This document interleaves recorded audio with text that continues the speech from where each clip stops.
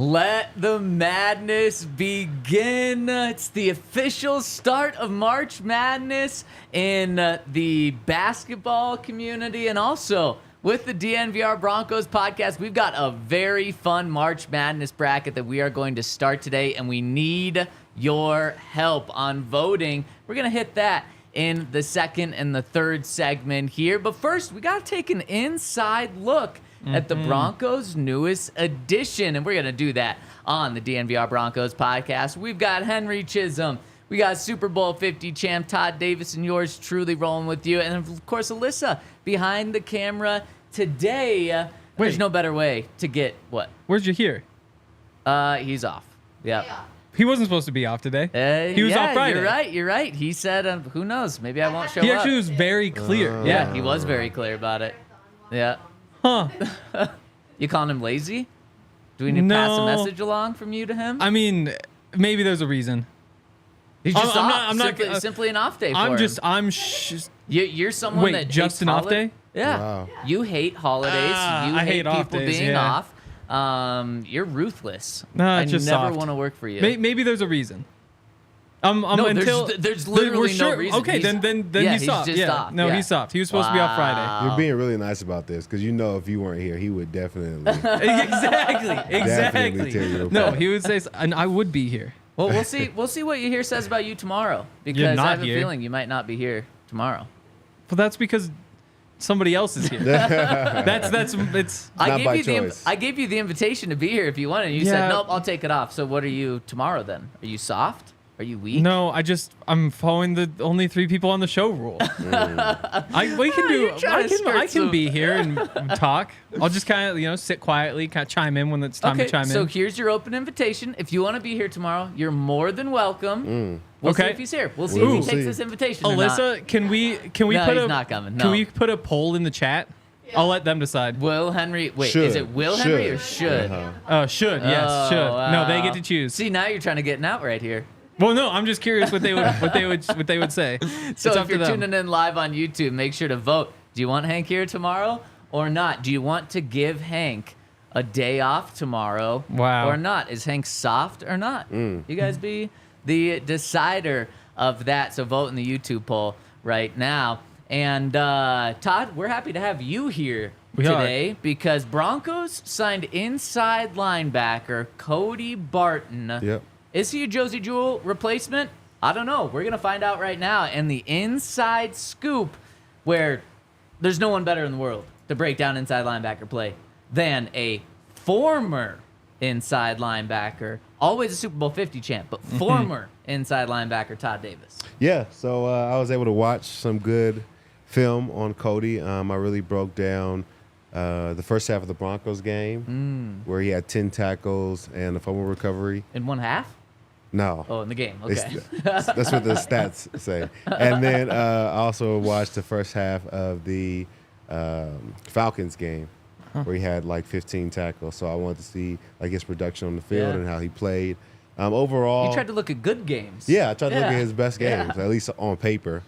And I feel like he always knew his job. He knew where to be. He did a good job of getting guys lined up, sliding the line if, the wide steps off the ball and motioned. I feel like as a whole, he seems like he understands where he's supposed to be in the defense. My thought is just the execution of his job once he understands what he's supposed to do. So these are just a couple plays kind of breaking down the game. Don't call me a hater. It is what it is. I saw what I saw on film. Uh-oh, I know where we're going here. So this is Cody right here playing middle linebacker, and we're going to get a stretch lead going this way with Marvin Mims to the outside. And he does a great job of recognizing it. He's running inside out to the ball. But I feel like with him, when he takes on blockers, I'm unsure of how it's going to go. Yep. Like, I'm not saying – I don't know if he's just a shock and shedder. I think Josey was very good in the box and could make plays. I feel like they're actually polar opposites. I feel like I trust him to be good in the passing game and less in the running game. Trusted Josey with both, but I think Josey his strength was the run game. Yeah, he's just not built for the passing game. Yeah. Because he's too built? Exactly. He's too built for the passing game. He's too built for the passing game. So he's running inside out, and of course it's one-on-one with Burton right here. So you expect him to, defeat this block, climb outside, and make this play as a hard-hitting inside linebacker, and that doesn't really happen. He ends up back here, and Marvin Mims is headed for the end zone. So I think, he struggles taking on blocks at times throughout, most of the games. Todd, really quick, I imagine if an inside linebacker is going up against any offensive lineman, you're not really expected to win that matchup there if it's a one-on-one. Is that right? It depends on who you are as a player. I think, sometimes just being able to shock and shed and use your hands, you can win those blocks. And the advantage that we have against offensive linemen is their back is to where the ball is. So as a linebacker, I can kind of set you up, get you go a little bit more to the left, and I need you to just to come back right, or shock and shed and really get off a block. So it's not always easy, but I think there are ways for you to win those blocks. What is the shock part of the shock and shed? That's like hitting the person, the initial hit. Okay. And then, so I thought you were gonna say, when they get their hands on us, we're done. But there's other things you can do. Yeah. So what about with the fullback? Are you supposed to win that every time then? Yeah, that's like something where you got to win against the fullback. Okay. Can't let the fullback beat you. Okay. So this is a tough look. Yeah. This was actually the first clip that I cut. This one? Yeah, this one. And I put a little heart on. Well, I flagged it. The button happens to be a heart. Because I wanted to ask you about this play and specifically, he's supposed to get over the top of that fullback, right? Well, as you look at the play right here, technically he's not the edge of the defense. So Chase Young is the edge of the defense.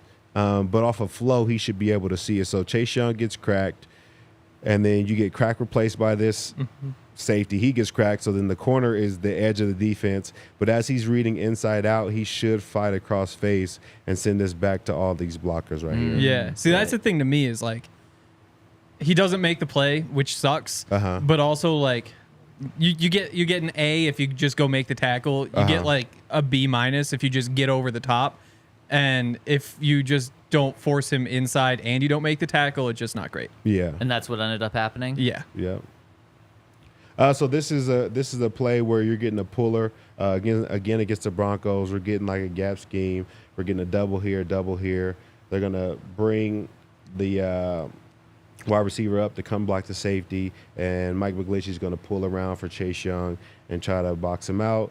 57's right here. He sees the puller well, and he's able to work over the top, reading inside out, and actually gets his hands on Javonte right here. And I thought that was a good play by him, being able to read the pullers. I think he does a better job when he's unblocked. If he has to fight blockers, I think it's going to be a tough down. He may not make the play. If he's unblocked, it's a much better chance of him making the play. Unfortunately, this one, Javonte's a tough runner. It didn't end in a tackle, but, that's Javonte. So what do you expect? It's true. So, Todd, help me out here, though. Wouldn't every player, especially linebackers, benefit when they're unblocked? Or are there some, or is this kind of a more unique strength? No, I think that's a universal strength for linebackers. Fair. Yeah. No. Yeah. It's really fun going through these because we went through the same game and cut it up for the story. So I get to just play it along right over here. There it is. All right, this is my last one about him in the run game. I don't want to harp on it too much. But you talked about it, one-on-one with guards or linemen. It is tough, but there's ways for you to, make things happen. So this is a tough one, though. This is not one where he made things happen. So this is just a gap scheme.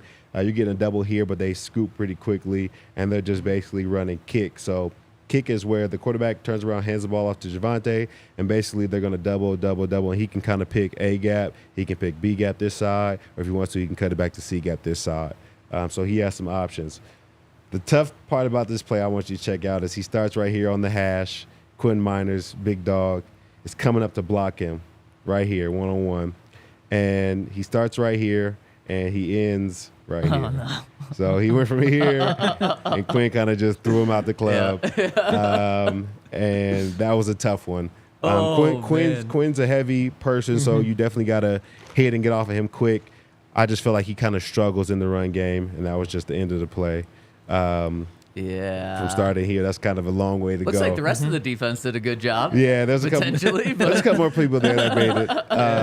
But it's just tough, man. I think like I said, he's much better when he's not blocked. Also, Edward there. I'm glad Todd is a great addition to the DNVR podcast.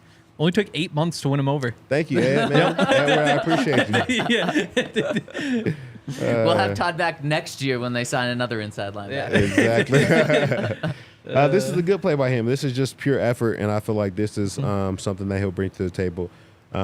Sadly for Broncos fans, this is the fumble by Russell Wilson, but he does a good job getting his man. I think they're in the form of cover 3 where kind of safeties are outside rip lid, so that means they have the guys vertical. He's pushing through with 3, which is the running back.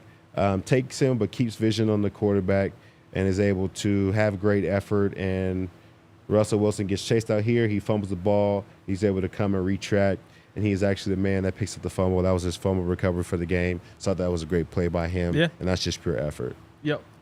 I do think that the effort is important. Uh-huh. Like, we kind of knew coming – he was like 230 pounds at the combine.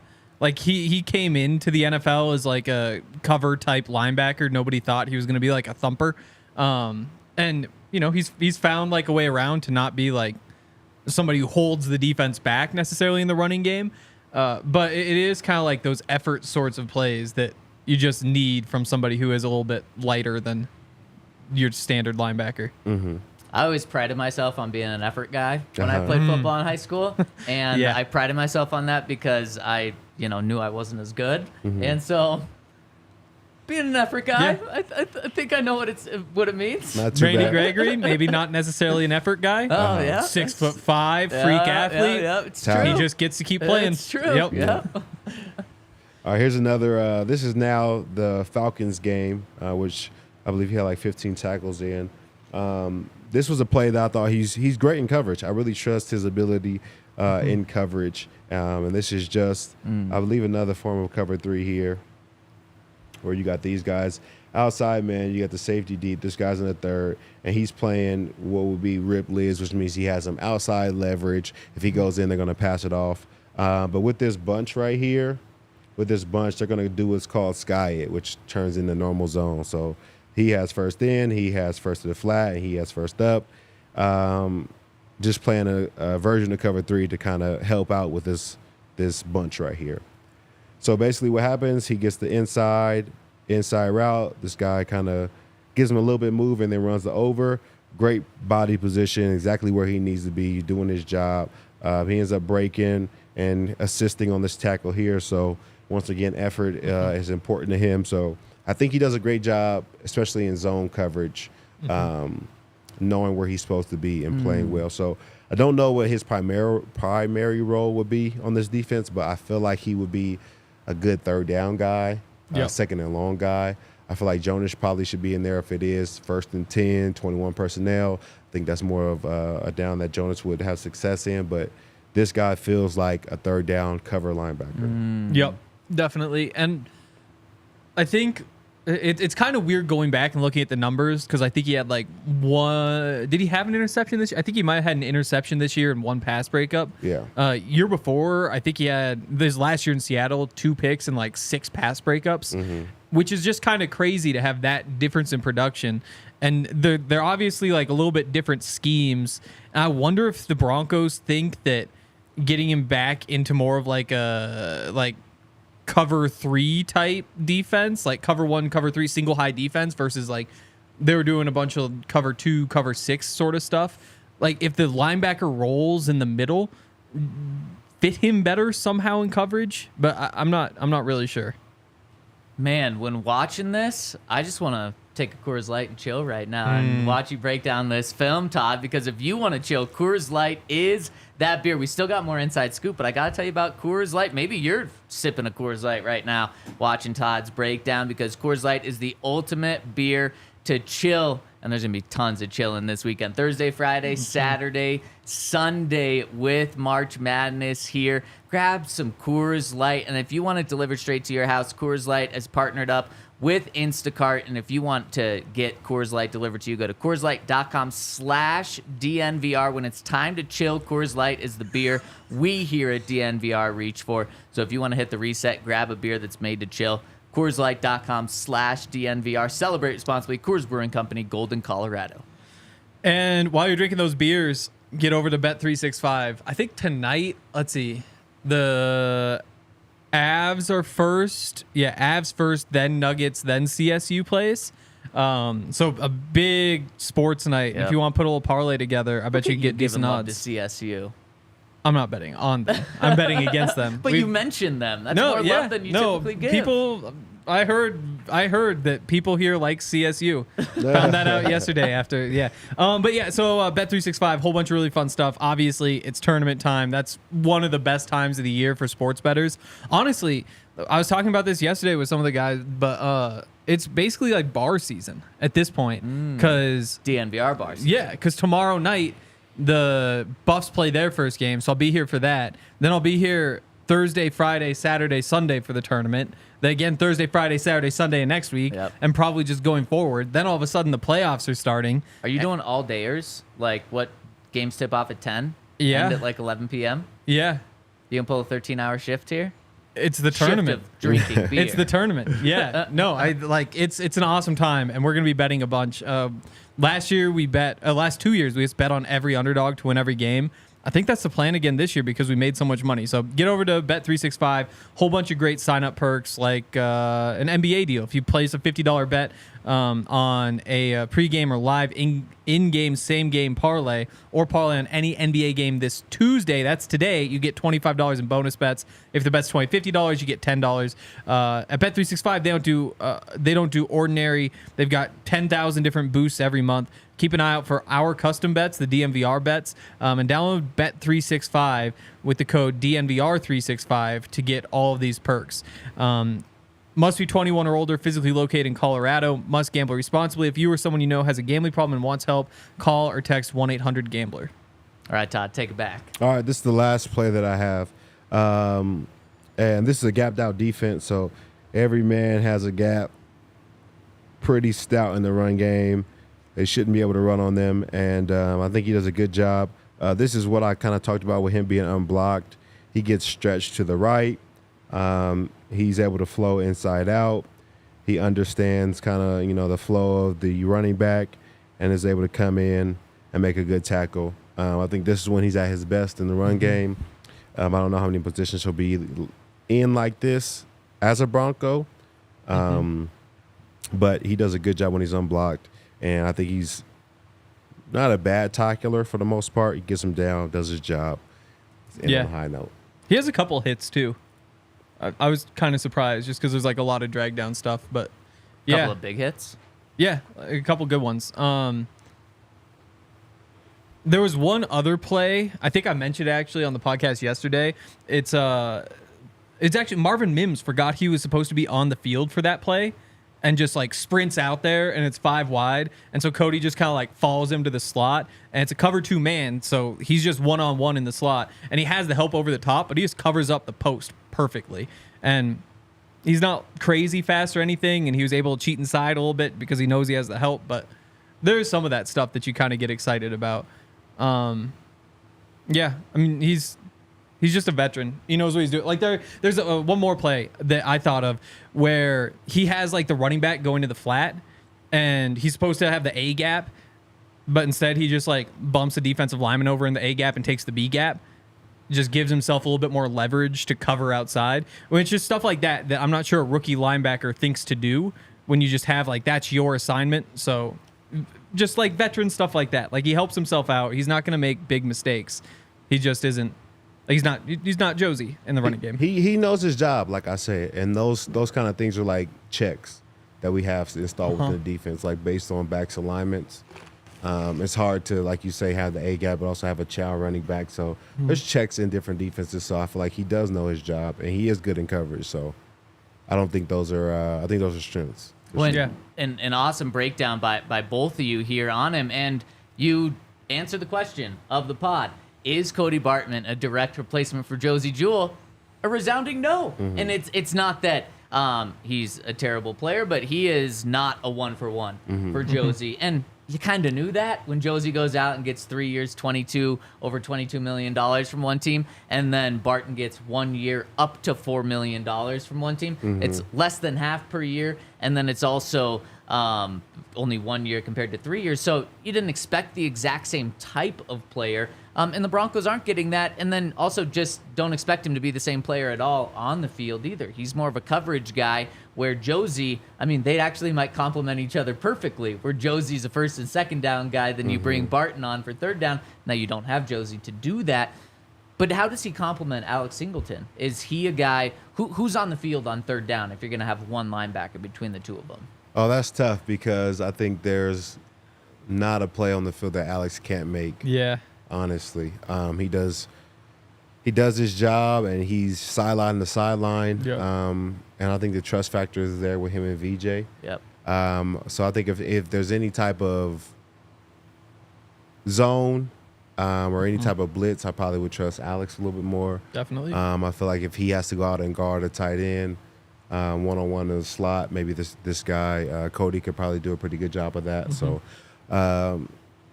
But 85% of the time, I would still have Singleton on the field. They'll be pretty fast, too. Like, the two of them combined. Like, that's solid range sideline to sideline between the two of them.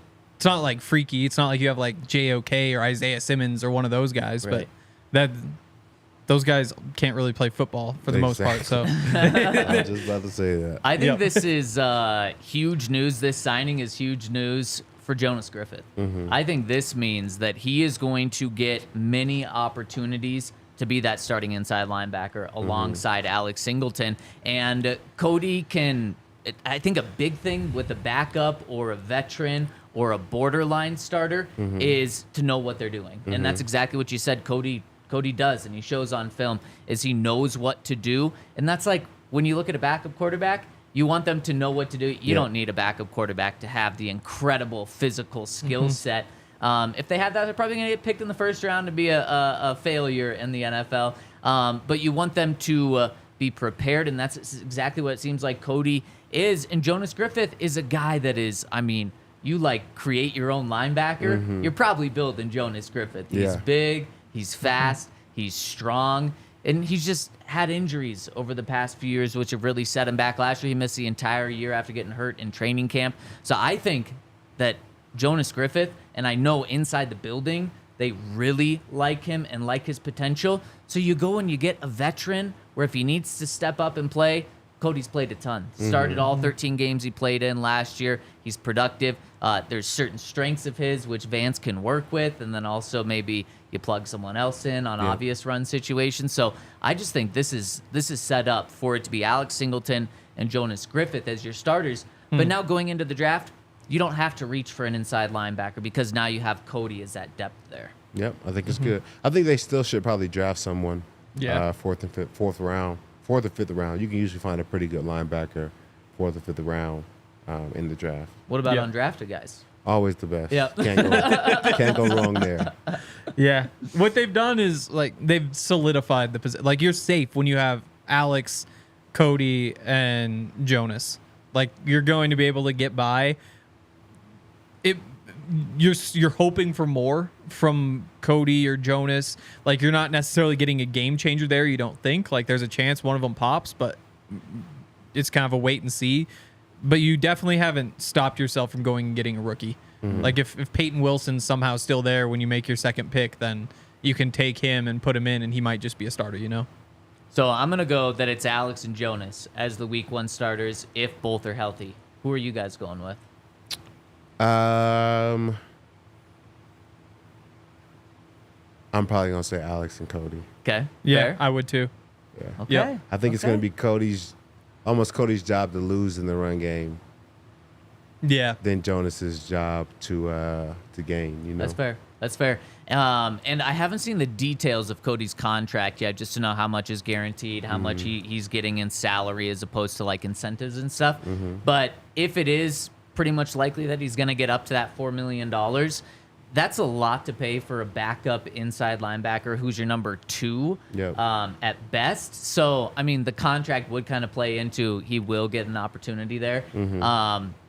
I just think that they really like what Jonas brings to the table. So Broncos in a good position. Maybe not an elite position at inside linebacker, but you look and they're paying $10 million to their 2 inside linebackers now, where the highest paid inside linebacker is getting like $20 million in the NFL this year. So I think for a value-wise, the Broncos are getting that from the inside linebacker. And honestly, I think that's the route the Broncos want to go, is value on the defensive side. Yep.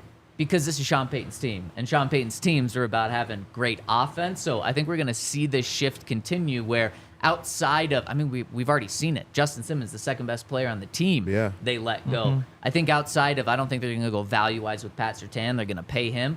But on defense, I think it's going to be a value sort of situation. They're going to try to get that Walmart great value, and I think they've got that inside linebacker. You know, it's funny, now that I think about the Saints in my time there, like, you have a dominant edge rusher, Cam Jordan. You have one corner that you really could trust, and then you kind of fill it in. You know, you may have a D tackle that's really solid too, but you just kind of fill in those pieces, and we make sure this offense is rocking well enough to where if it's a close game, you can just keep us winning 3, but then 7, we could win those, you know. So they went and got Demario Davis at one point. They would add like a veteran safety occasionally. Yeah, every once in a while, Yeah. I don't know. They would just get stars, I guess. Like, it was solid, and then they just pick like a few spots. Yeah. Did you guys see the bag that Chase Young got from the Saints, speaking of, yesterday? No, Did you see the contract? Chase Young? Yeah. I would guess. So neither of you know. No. 1-year deal. Yep. it was like 12. Was it 12 million? What was it? Is that your guess? I would go like Higher? 14, 13. Damn. It's either 13 or 14. So you guys are spot on right there. This is a guy, I mean, I guess over the course of the season, he had 7.5 sacks last year. But I think half the season when he was with the 49ers, surrounded by talent, he had like 2.5 sacks. Yep. It's good to be an edge rusher, isn't it? And they get a first-round draft pick. Yeah, exactly. Top tons 5 of potential. I thought he looked pretty good when going back and watching some of the Washington stuff too. He did. Like, there was a lot of, like, he's two-gapping kind of on the backside of some of those runs. Like, he's just taking on the tight end, and I don't know. It's like a tough responsibility, you know? Like, when he's not just being asked to penetrate, it felt like they kind of trusted him. Yeah. Pause. Damn it. And you know what time it is? It's March Madness time here. We're going to debut our March Madness Broncos draft pick bracket, which we want your input. And speaking of input, we need to see if Henry's going to be on this show in just a second tomorrow. But it's also March Madness here in the country and at the DNVR Bar. Henry mentioned it. He's going to be here Thursday, Friday, Saturday, Sunday. Yep. If you want to be here Thursday, Friday, Saturday, and Sunday, we are opening the DNVR Bar at 9:30 on days where there's games starting this Thursday. You got to join us at the bar Thursday and Friday, opening at 9:30. We're going to have lots of drink specials and bottomless mimosas on the weekend mornings, and we're going to be doing shows here as well. So if you want to hang out with us, watch basketball on, do we have like 30 TVs in Something here? like that. Something like that. We're going to have all the games on. The DNVR Bar is the place to be. And then this Saturday, on top of all of that, we've got a Breckenridge Brewery Nuggets watch party. So come in here. We're also supporting Kinley and Kennedy. So if you come here, they have a rare disease called GM1. They're 8 and 11 years old. Your donations will help them in their battle. So come hang out with us this weekend at the DNVR Bar, where we're going to be rocking and rolling Thursday morning all the way to Sunday night. Yeah, it's going to be pretty crazy. I'm excited because like, I guess the first game's 10:15. So catch like 45 minutes of that before the podcast. Yep. And then afterward, go back down. And then catch like the last 15 minutes of the game. Well, I was thinking like right the here. last like 10 hours of the day. But yeah, there you go. That's it. Yeah, I also haven't seen when Colorado plays. We'll have to figure that out. How do you not Gotta know see this? Well, because Your I know girlfriend works for the team. I know they play tomorrow night. That's true. 7:10. 7:10. Oh, that's nice. Oh, 7:10 for Rams Wait. tonight. 7:10 for Buffs tomorrow. Easy. But I don't know what time if they win. Because that could be like a conflict Damn, with the podcast. You don't know Buffs very well, because I know if CSU wins tonight, They play Thursday at 4:50 p.m. Who do they play? They play Texas. Oh, it's a Take good thing that. they're losing tonight because they get their asses Take kicked. that, Henry. And before we get too far on the show, shout out to our friends over at Red Hawk Roofing. They're the best roofers in town, and they definitely want to keep you covered. No pun there. But, they're offering right now a free, no-obligation roof and property inspection. So if you're questioning whether you need a new roof or you see a couple leaks starting to happen, make sure you reach out to them because it's free with no obligation. They also offer free in-depth photo reports for all inspections. They want to keep you covered. They will give you a free upgrade to a hail impact resistant shingle. And as we know, in Colorado, we can't predict the weather, but we know it might be crazy, so you definitely want that. If you're looking for a new roof over your home or business, be sure to check out Red Hawk Roofing at redhawkroofing.com and tell them that DNVR sent you. All right, let's get into some madness. So today we are debuting our Broncos draft pick March Madness bracket. And what we're going to be doing, we had Yahir create this. So any matchups you can blame on Yahir. But what we did was we took kind of about the top 16 draft picks in the draft, like how people view the 16 prospects, but we took the top 3 out. Caleb Williams, not likely an option for the Broncos. Yep. Jaden Daniels, not likely an option for the Broncos. And Marvin Harrison Jr., not likely an option for the Broncos. So some other guys, like we're going to talk about today. The number 1 seed, Rome Odunze, probably not a likely option for the Broncos. No. But more of a likely option than those other 3 guys. And we're going to break down these matchups every day on the show, not just to break down the matchups, but to also break down the player in case Drake May falls to the Broncos, in case Bo Nix is the pick, as Mel Kiper put on his mock draft that he released today. So let's first just take a look at the big graphic, or the big bracket, and see the matchups here and our initial reactions before we go and break down the 1 versus 16 seed. So every day we're going to break these matchups down, and then we're going to vote on DNVR_Broncos. We're going to have you guys vote to see who moves on, and then we'll continue to break it down until we know who the Broncos' ideal draft pick is. Is it going to be a quarterback, or is someone going to overtake that? So 1 versus 16, I want your guys' initial reaction on these. 1 versus 16, Rome Odunze is the 1 seed in this, versus Bo Nix, the 16 seed. That's a tough one. Cinderella story? It's possible. But Rome Odunze might just be so good that you have to take him, especially when he's going up against the 6th quarterback. Like, Bo Nix isn't like my favorite of all the quarterbacks, and he isn't close, and so it's Okay. It's a But challenge. he is a quarterback. So we're actually going to break that one down in depth today. The 2 seed, also a wide receiver, Malik Neighbors, going up against another quarterback, J.J. McCarthy, the 15 seed. Maybe a potential for an upset there? Maybe. He's a quarterback. Maybe. He is a quarterback. Yeah, he's another one though where it's like that receiver is just insane. It's true. So it's a conversation. The highest quarterback in terms of seeding in our bracket is Drake May, taking the number 3 seed, going up against, help me out here, Leatu Latu. I'm taking Leatu. Leatu, yep. Yep, as a 14 seed, you're taking him. Yeah. Just a damn good football player there.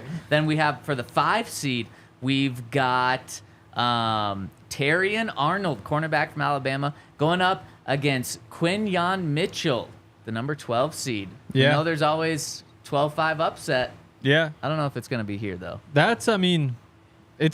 Wait, which one's the 12? Which one's the 5? 5 Terrion Arnold. See, 5. that's probably backwards at this point. Quinyon Mitchell is a heavy favorite to be the first cornerback off the board. And I think Dallas Turner only has better he odds. really? Yeah. Oh, yeah. Wow. No, he's flown up the draft board. He's fast.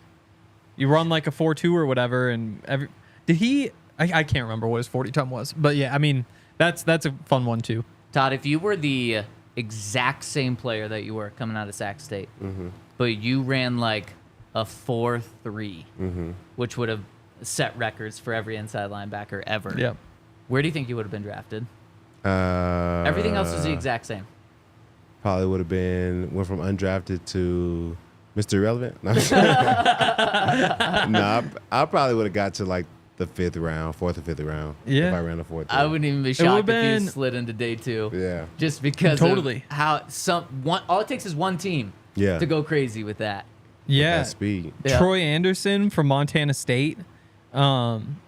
He was a really good player. Obviously, like he put up Saying numbers. Todd wasn't a really good No, player, no, you were or too. But what? like, All-American, baby. I you know what I'm actually was saying? going back. You're like second in tackles in Sac State State. history. Yeah. Solid. I played outside linebacker my first year, so. Oh, I heard, okay. yeah. Otherwise, Okay. you know what I'm saying? Who's Yeah. number 1? Do you know? I don't know. Yeah. Yeah, but so he went and ran like 2.42 and wound up. Was he a 2nd-round pick or a 3rd-round pick? A 2.42. I think so. Holy shit. What are you talking about? A 2.42. Oh, 4.42. 4.42. Oh, I'm Sorry, like, I was really focused on the two. No, Draft- he would have been a draft him. 1st-round pick. He literally combusted after. Yeah, 4.42. 4.42. So, I mean, Yeah. I feel like day 2 is And wait, the where, spot for where those was he guys. drafted? I believe he was 2nd round. Dang. Yep. I think Yeah, you're right. 2nd round, pick 58, so almost 3rd. Same thing with like Davion Taylor from Colorado. It's like solid Pac-12 linebacker, but then runs like I think he might have been like a 4.39 day 2. Yep. Yeah. Yep. Once you get down to like those low 4.4s, it means day 2. It's true. Yep. All right. The 6th seed going up against an 11th seed. Joe Alt is the 6th seed going up against Jared Verse. When these two guys literally can go up against each other on the football field. Joe Alt, I think it's expected that he's going to be the first offensive tackle drafted or Yes. certainly gone by 12. But let's say there's a crazy run on quarterbacks. Maybe he does slip. Jared Verse is a guy where we've already seen him mock to the Broncos. Any initial takes on that one? This will not be an upset. Oh, Joe Alt taking it. Okay, I Yes. see where you're going. That's easy. Then with the 7-10 matchup, we've got Fuaga Yep. going up against J.C. Latham. Upset brewing here? It's possible. Probably not. Well, maybe. I don't know. I mean, it's a battle for sure. Those are 2 really big right tackles. And then the final, no, not the final one. We got the 8-9 seed.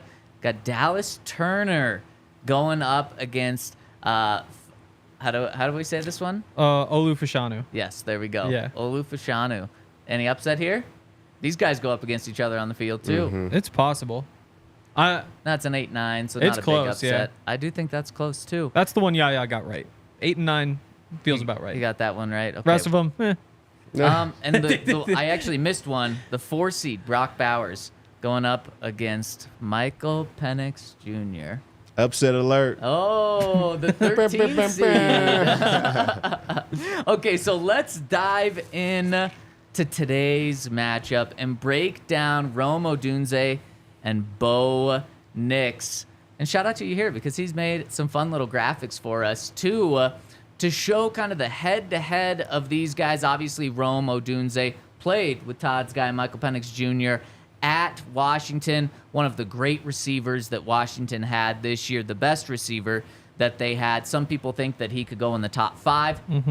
Others think maybe if the right situation happens that he could be around 10 or something, but he's viewed as a top 10 pick. And then Bo Nix, obviously quarterback of Auburn, and then most recently Oregon, has played 6 seasons in college. He's a little older, has tons of experience. I believe set the record for most starts from a quarterback in college football history. So you know exactly what you're getting with Bo Nix. And he's a guy who's viewed as, some people think he's really kind of with Michael Penix Jr. unanimously as like the 5th or 6th quarterback in the draft. But we know with quarterbacks, that means he might go at 8.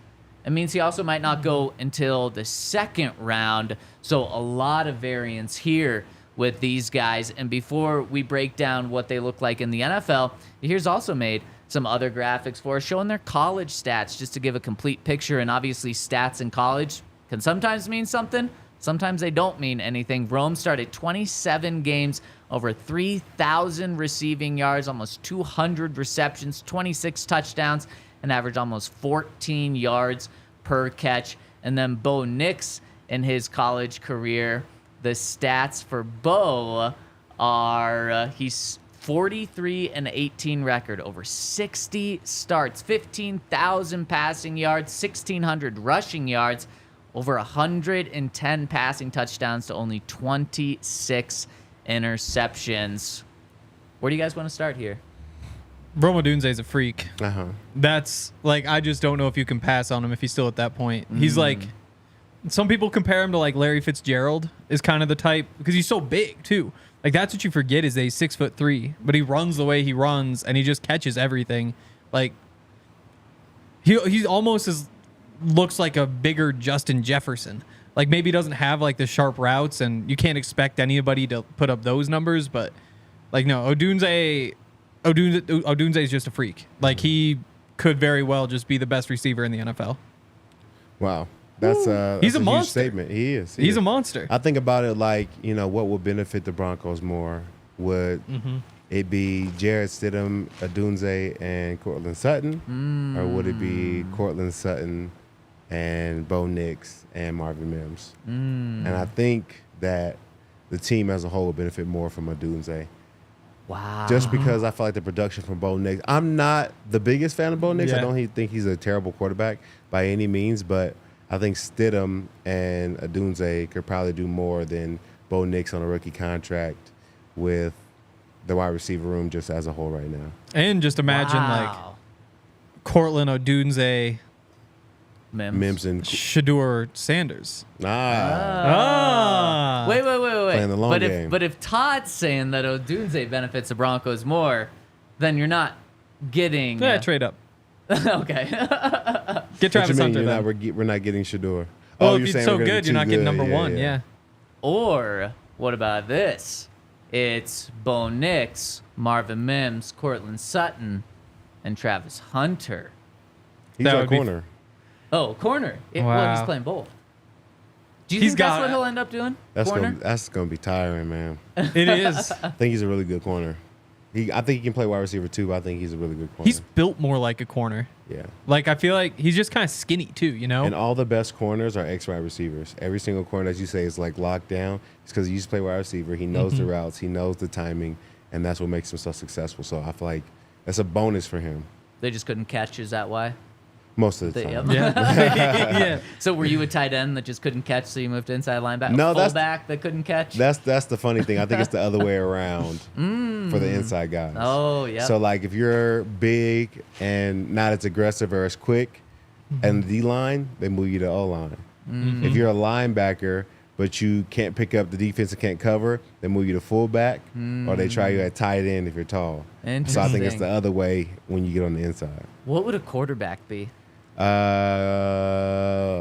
Punter, kicker. Yeah, tight end. Yeah, probably. Big one, they move him to tight end. So you think that's where he'll go? You think he'll in the NFL eventually do Big corner? Yeah, I think he's a good Yeah. corner. Okay, so you threw out a comparison, Henry, of Rome being or no, you said People say Larry Fitzgerald. Larry Fitzgerald. I mean, Okay. I don't think they're wrong. Okay, so I mean, it's just crazy. Let me- 5 straight 100-yard games before the national championship when he had 87. Like, also 4 to start the season. Like, he's a freak. 1,600 yards. He wasn't a Heisman finalist, right? I'm pretty sure they gave those awards to Marvin Harrison because of the hype. But the better football player this year was Rome Odunze. Like, if you go by any number, or I think even just watch. yeah, And that doesn't mean you don't take Marvin Harrison because he's like a freak, but he also had a way better quarterback. Rome did. yeah, true. Michael I can't even name the And Ohio State quarterback. this is a Penix podcast, Maybe but not. also He's in third round. I don't know. exactly. It's a Penix podcast, but what did Kenny Pickett look like without Jordan Addison? yeah. You know? No, it's What did it's- Sam Howell look like after all those weapons left? It wasn't quite the same, but that would have been. I mean, his like stock- Javonte left, Yeah, and there was a receiver in there. Went to the Commanders. He went from a lot of talk of being the number one overall pick to 5th round pick. Yeah. Is that where he went? Or maybe Penix and Rome Odunze are just Joe Burrow and bigger Jamar Chase. yeah. So that could be tempting. Well, you can't get both of them this year. No, wow. Maybe you could get both of them this year. Penix falls to the 3rd when the Broncos Some pick. people think you Broncos could. take Rome at number 12. Man, that would be something. So I've got one more comparison. I've got a comparison for Bo Nix. that I want to throw your guys' way. And if these guys turn out to their comparisons, which one are you taking? Which one would be better for the team? After I tell you about Illegal Pete's, we're speaking of March Madness. We have partnered up with Illegal Pete's for a March Madness bracket, and we're giving out prizes. Illegal Pete's is giving out prizes. We're giving prizes for the top 3 finishers, which include Die Hard memberships, shirts, gift cards to the DNVR locker, and Illegal Pete's gift cards. So check our social media pages, DNVR Sports on Instagram, DNVR Sports on Twitter/X to sign up. You want to get in before, Thursday morning. So check that out now. I'm going to fill out my bracket later today, so you should as well. And, of course, check out our friends over at Illegal Pete's, where it's the best margs, it's the best queso, it's the best fast casual food that you can get in Colorado. So whether you live here or whether you're visiting, you need to check out Illegal Pete's. By the way, their happy hour goes till 8 p.m., which is insane. Like all of dinner time, you get happy hour. So check them out. Pretty crazy. Illegal Pete's. We love them. We know you're going to love them. And shout out to our friends over at American Financing. Mortgage rates are a little bit lower right now than they've been in a long time. And if you need a mortgage on your home, a secondary mortgage, check out our friends over at American Financing. Right now, they're saving their customers an average of $854 a month. And when you map that over a year, that's a lot of money, almost $10,000. Who doesn't want another $10,000 in their pocket? They have over 7,000 Google reviews, and they have a 4.7 star rating. That's very important, because if you look at a restaurant or a business and they have a 4.7 star, but it's only 2 or 3 reviews, you can't trust it. It's This true. is 7,000 reviews. You know you can trust it.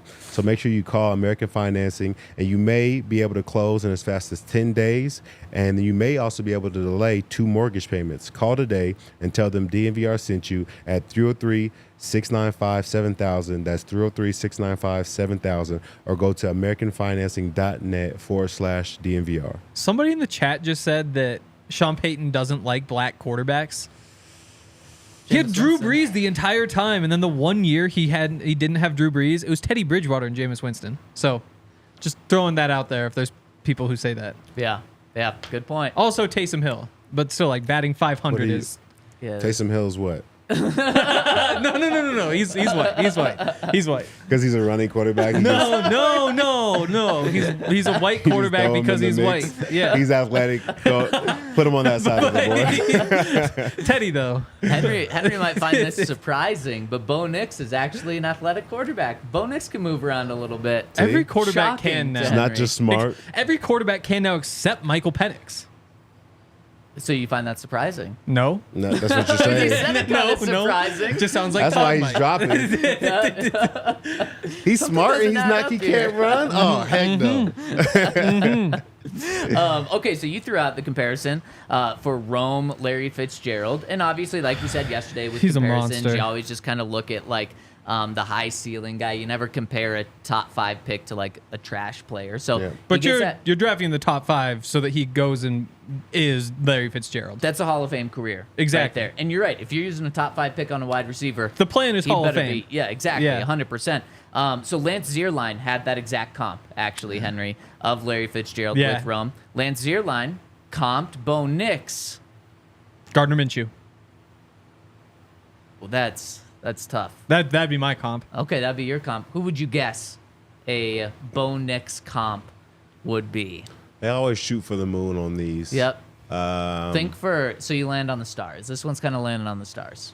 uh, You're not like landing in the ocean. You're not dead. Who's a good Gardner Minshew? That might be a good Matt way of Ryan. looking at it. Matt Ryan. Okay, he had Bo Nix's comparison as Tony Romo. And so with Tony yeah. Romo, we're going Yeah. going Pro Bowl quarterback, right? Uh-huh. In his own way, yeah. Not in every single year Pro Bowl quarterback, not an all pro, but a Pro Bowl quarterback. Yep. Compared to a Hall of Fame wide receiver and Larry Fitzgerald. Let's say both of these guys are on the board at 12, and you know he's going to be Larry Fitzgerald, and you know Bo Nix is going to be Tony Romo. Which one are you taking? It's tough, but I'm actually taking the Pro Bowl quarterback. Really? Yeah. I don't think it's that much That's of a a huge. surprise. That's a huge benefit for a team to have a Pro Bowl quarterback. I totally agree. Even though Tony couldn't win it all, like he Yeah. put up some numbers.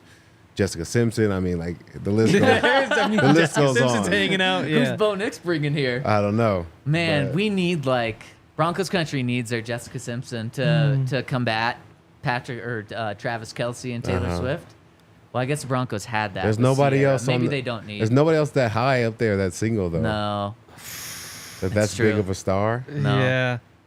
I mean, I have to go with Odunze in that case. Wow. Like, Larry Fitzgerald, I don't know if you could say he carried him to the Super Bowl, but I think that he was just as important as Kurt Warner was. Really?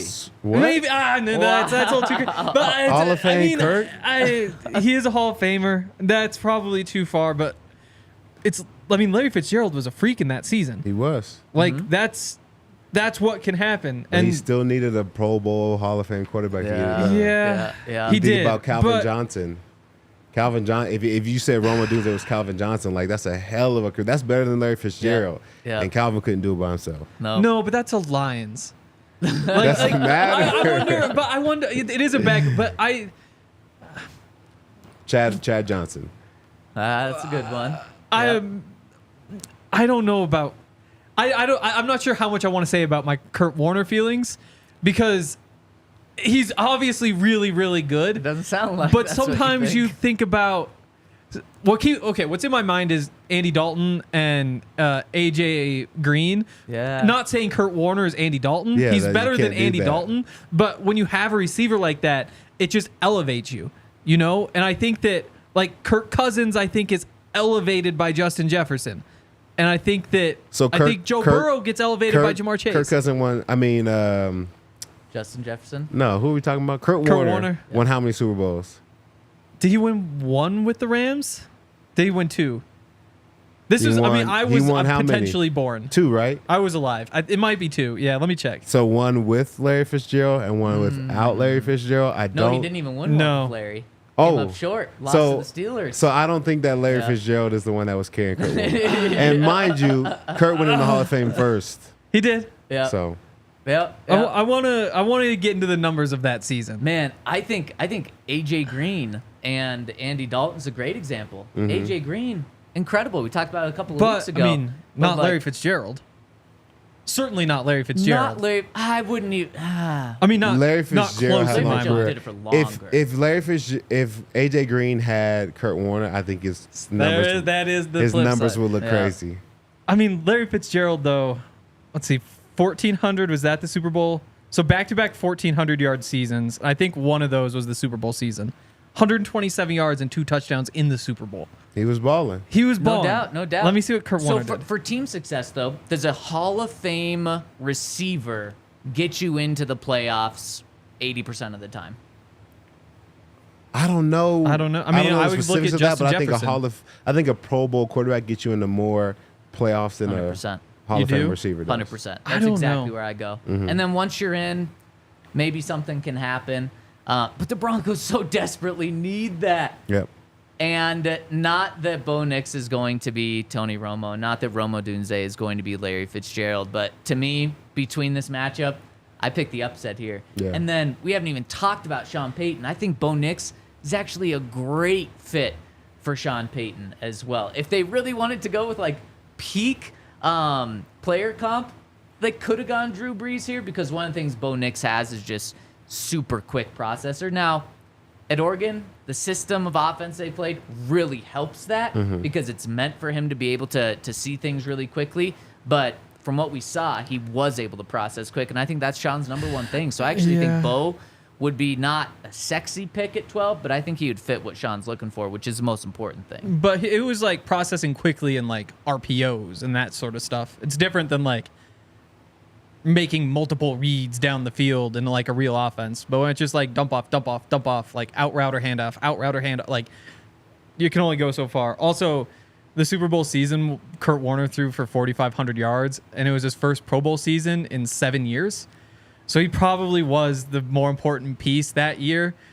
And in my mind, I was really hoping it was one of those years before, but that really wouldn't make sense. But yeah, I do. See, I still go the other way, though, because I think if you get a Tony Romo, you're in a better spot than you are now, but you're not in a Super Bowl competitive spot. Like, eventually, they just pulled the plug on him. You know, they ran it back, and then just said, like, we got Dak here. We're just going to go with Dak. Like, we've kind of seen enough of this. A Pro Bowl quarterback is nice, but it doesn't get you over the top. And eventually you still need to have some sort of turnover there, unless the rest of the team turns out to be insane. Like if they had lucked into a 49ers type of roster, sure, yeah, they could have gone and won the Super Bowl. Just so unlikely. I take Odunze. I think there was, but to your point, I think there case. were many more years that even Cowboys fans were Super Bowl hopeful with him at quarterback, rather than a year that Larry Fitzgerald was on the field, but the quarterback was It's true. Yeah. That is true. But I just think that Tony Romo isn't a part of a championship team. Like he shouldn't be a piece of a championship team. Larry Fitzgerald should be. And we had this conversation, and we were maybe gonna save it, but like Dre was bringing up. Well, you wouldn't even be happy if the Broncos signed Dan Marino, and I was like, well, do you know for sure that he's not going to win a Super Bowl? Because if you know that, like, yes, it'd be fun to have Dan Marino for like 13, 15 years or whatever. If you don't win a Super Bowl, though, what about really Dak the point? Prescott? What about Dak? I feel like Dak and Tony's career is kind of like lining up a lot. 100%. No, and I think that's why every offseason there's like the rumor, I guess there really hasn't been one this year, that they could be just moving on from Dak. And you kind of get why, because if you're going to pay him $40-50 million to be the 7th, 8th best quarterback in the NFL, like the odds of you getting all the way to the top are so slim. Dak was a finalist for the MVP this Yeah, year. he's sweet. He was, and I'm not anti-Dak, but that's the conversation in Dallas every single year is like, can you even win with this guy? Yeah. So, but I mean, who can you win with if it's not? I'm not gonna say his name, but like, or Tom Brady, or like one of those guys. Oh man, this is gonna be a blast doing this tournament every single day. Great conversations. Speaking of great conversations, let's hit the comment section. And before we do, hit us with the thumbs up if you're watching on YouTube. We really appreciate it. What? Got an important one. An here. important one. Is it? Is this it? From Vash the Man says, Todd, how many holes does a straw have? Yeah, this is a good one. How many holes does a straw have? Peace, love, and chicken grease. I'm out. P.S. Where's Mace? How many holes does a straw have? I would say that a straw has 2 holes, because anything with 1 hole, if you plug it, the hole is plugged. Doesn't matter where you move the hole or how you turn the hole is plugged. Whereas a straw, if you put water in one end and then plug the bottom, but turn the straw, the water comes out. So that means that there's another exit point or entry point. So for that, I would say it has 2 holes. I don't think we've had this conversation a lot over the years, and I don't think I've ever heard it described like that. It's a great way of describing it. That's a good one. Yeah. Now, let me throw this. So you're debating between 1 and 2 holes. What if I said no holes? It's just a tunnel. But a tunnel has a hole, has an opening, right? A circle. It is a hole. Any circular one opening big is a hole. hole. Yeah. It itself is a hole. Or it's just a funnel. It's not The a hole, funnel it's has a hole. I think anything that's not solid and you can go through it then has a hole, right? People actually kind of have As far a as hole. we have a few holes. There- Pause. Sorry, but like because like the digestive system, it just like it's all just like one big kind of hole that runs through you. But it's Your Todd body said sucks things out. when we drink water, though, and we're It's- turned upside down, we don't leak that water. So But that's do for we a actually different have reason, holes? though. Because our Because we holes close kind them. of your mouth can close. See, I think Todd's We have argument one kind of holes. This is Singular tough. holes places. Yeah, does a person? No, Pause. that doesn't really work. But it's almost like you start with like a cylinder that's hollow, and you poke one hole and poke another hole. But then So you're what did you just say? So that would be 2 holes. So that's like a Yeah. kind of a good argument. I'm sold on it right now. No, that's a good one. that's a but really if you- good one. That's You might a good have just argument answered for the it. question. Next kinda one's just is a coming in hole. from Dirty Denver's defense, who says only legal Pickle P defense. words are production and playoffs. Oh, that's because I said when he was like getting in the backfield, he isn't a guy who like shoots through gaps and provides P word, and then you guys said pause. You said pause. Oh, do you remember yeah, now? Yeah. There you go. said What what did was he the say? word? You said Penetration. penetration. I'll just say it. yes, Yep. yes. Thank you, Dirty Denver's Dickle defense. Those are the only legal P words. Jose chimes in and says, since 2005, 19 drafts, 66 picks in the first 3 rounds. Only 3 inside linebackers or off-ball linebackers taken.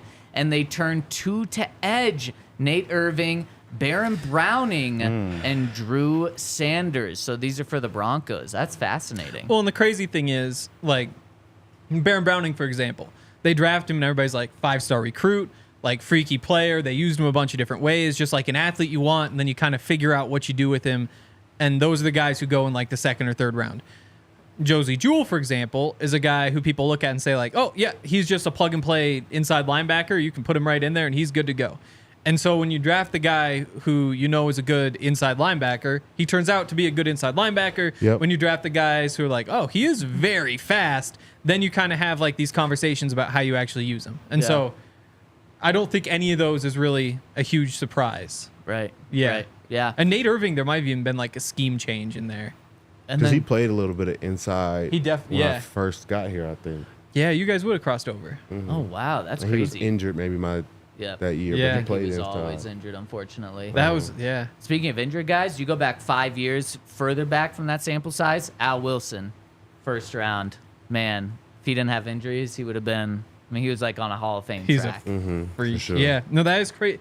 The Nate Irving and you crossing over is weird to me Yeah. because Nate Irving to me is like my like middle school like, oh shit, this guy's gonna be awesome, like watching on YouTube, and then you were like college to like even after college. So bridging that gap, I don't You're know. like, now you're just a coworker. It's like it's like that thing where like you in baseball where it's like not Cal Ripken, Cy Young played like 100 years ago. He played against a guy who played against a guy who played against a guy who's like playing right now, and you're like, wait, those guys all like somehow there's like a chain that's that short. Yep. Yeah.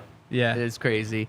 Xavier comes in and says, draft Odunze, then get Penix if he's still there. The relationship is there already.